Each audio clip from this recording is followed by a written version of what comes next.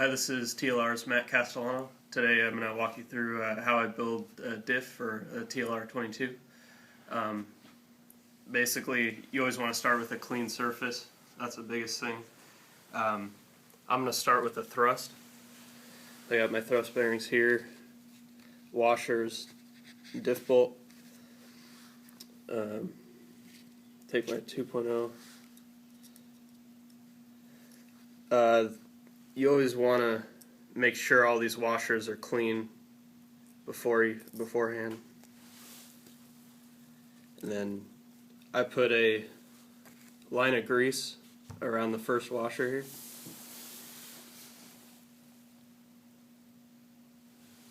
Kind of spin it around.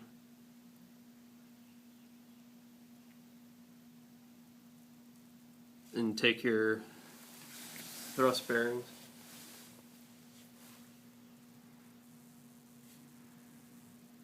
Basically put all the thrust bearings on around here, and then once I get all these on, put another ring of grease on the top of all of them.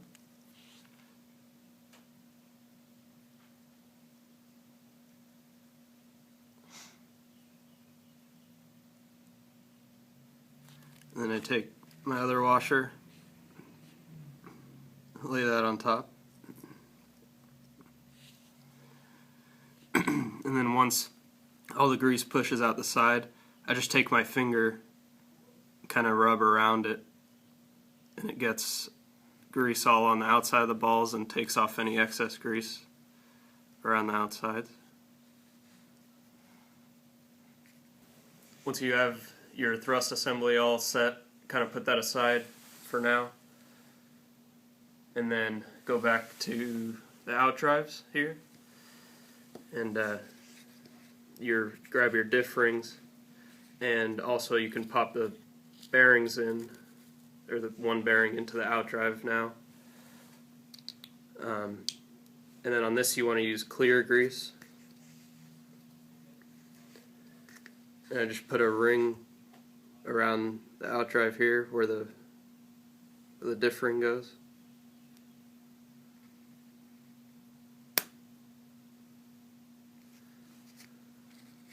And put the ring on,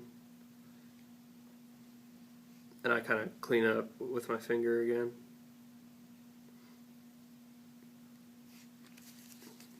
And same with this one.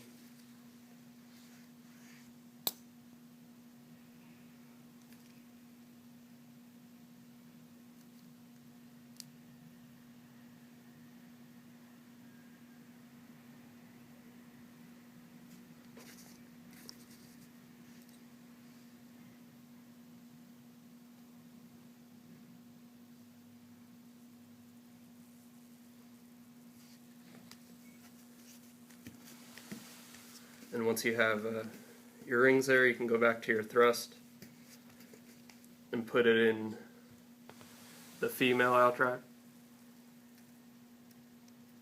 Just kind of slide it in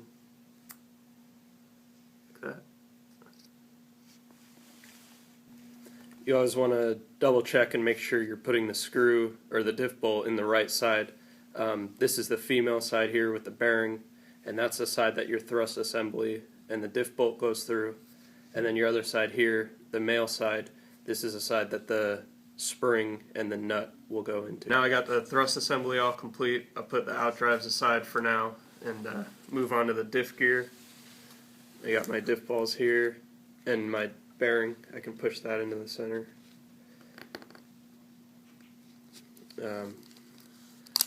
I like to take the balls and pull them out, and I put a glob of grease on this bag here.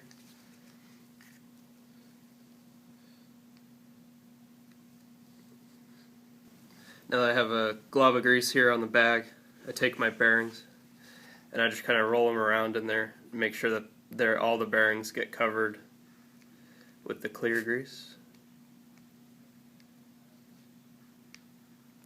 Clear grease again, and put a ring around the diff gear, and you kind of want to get it to kind of go through all the holes that the bearings go in, and it'll kind of push out the other side a little bit. I like to use the 2.0, and you can kind of just pick up each bearing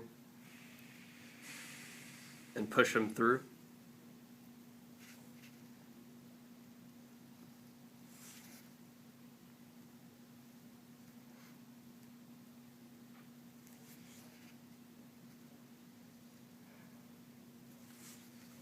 Now that all the balls are assembled inside the gear, I can start putting my diff together. So I'm going to take my spring and nut, also bring it over. Take your female outdrive, and I like to just lay the gear right on top of that. And then the male outdrive, and put that through. And then, now that the male outdrive is in, grab my spring and nut and slide those in.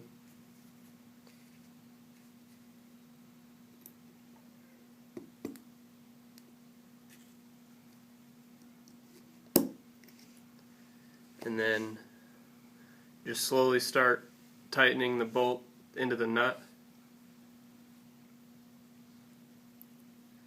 And then as you tighten it, I always check to see how tight it is by just holding the gear and spinning one outdrive. And if the other one doesn't spin, I keep tightening until the opposite outdrive spins as well. Just go a little bit at a time. Now that the other outdrive is spinning, I think that's a good spot to start. When you throw it into your car, it's a good spot to start when you're breaking it in. Now that my diff is complete, I'm going to throw it into my transmission now. I like to use a white lithium grease that you can get at like an auto store, and I just put 4 dots around the diff gear. You don't want to use too much or too little.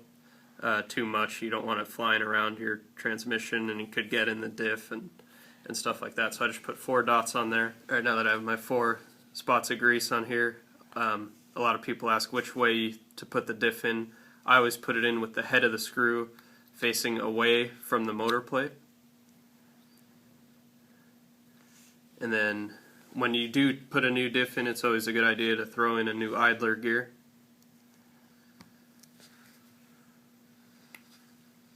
I'm going to put that in, put my whole transmission together.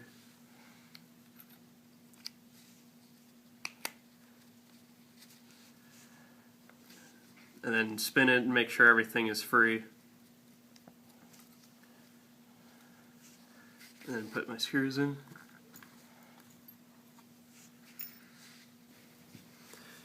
Once you have these 3 screws in, you want to double check and make sure that you just snug them up. You don't want them too tight because it will not. You just want to make sure it spins freely. If you over tighten them, it won't spin free. So just double check.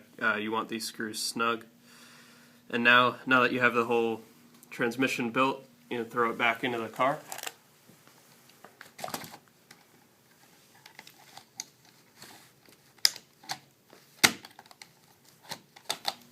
Now that the transmission's in my car with the new diff, I'm going to break it in. Basically, what I do is I hold one tire and just give it a little bit of gas and hold it for maybe 15-20 seconds and kind of switch back and forth. So, just slowly break it in.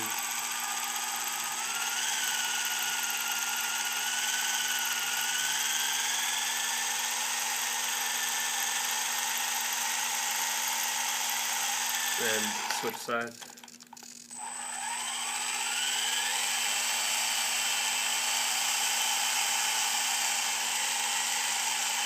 And as I do each one, I'll tighten the diff after going back and forth maybe 3 or 4 times. I'll slowly tighten the diff, and I'll do that until I come up on the diff tension I like. Sometimes it takes 3 or 4 tightenings to get it to where I like it. Alright, now that I've gone back and forth a couple times breaking it in, I'm going to tighten it with the diff adjustment tool. And I usually tighten it about a quarter to a half turn every time. Just go a little bit tighter. And you're going to do this maybe 3 or 4 times and keep breaking it in, going back and forth until you come up on your final tension. And what that's doing is just putting a good groove in the ring. And so you just want to take your time breaking it in to get that groove good. Alright, now I've completed the break-in. I've come up on my final tension here. The main thing is it's kind of all by feel. We always start off on the tighter side with diff tension, because once it breaks in on the track, you don't want it to bark. So, I mean, you just kind of spin the tires like this, and you don't want to see the tire spin more than about a half a turn. We always run our diffs kind of on the tighter side. And you just kind of maybe look at the TLR on the side and get it to spin a half turn.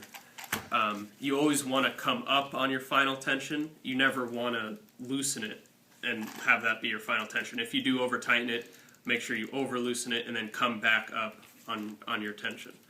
Now I'm going to go into setting the slipper.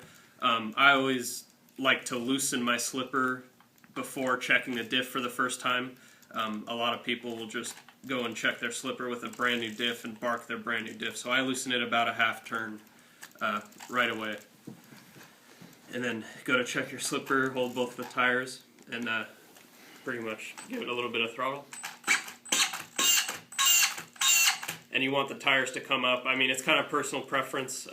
I like the tires to come up to about here. Other people don't like their slippers as tight. So I'm just going to tighten it a little bit until I get it to where I want.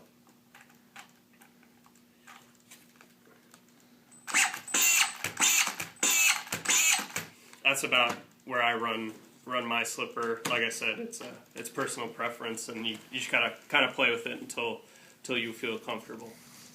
All right, we've completely broken in, rebuilt a new diff. We went through how to grease it, what grease to use, how much grease to use, how to break it in.